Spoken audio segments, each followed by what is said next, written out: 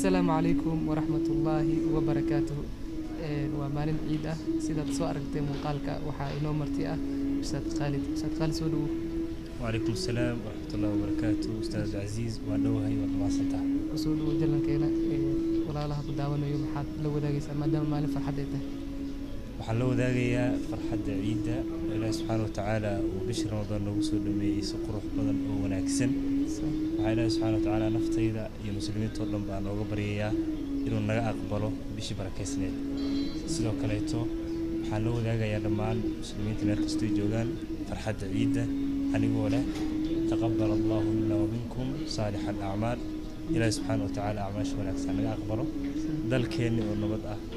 umad Soomaaliyeed oo midowday ciidan ciideeda Allah na gaarsiiyo ayaa leh آمين يا رب العالمين. هل سؤال أنا كويديو سلفك maxay ku sugnaayeen markii bil Ramadaan ay dhamaato salafku waxay ku sugnaayeen kolkii ay dhamaatay bisha Ramadaan lixda bilood oo ku xigto waxay Ilaahay subxaanahu wa ta'aala weydiisan jireen inuu ka aqbalo acmaashii wanaagsaneed ee ay soo qabteen sidoo kale waxay ahaayeen salafku bisha Ramadaan maadaama cibaadada uu qofka muslimka kor u qaadi jiray ma ahan inuu cibaadada qofka uu nuqsaaniyo inuu hoos u dhigo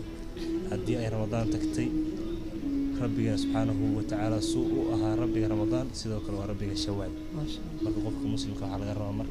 in mar kasto uu cabsida Ilaahay iyo dadaalka iyo taacada uu ku dadaalo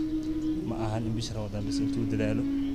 bisha ku xigtana uu macaasidii iyo xumaantii ku laabto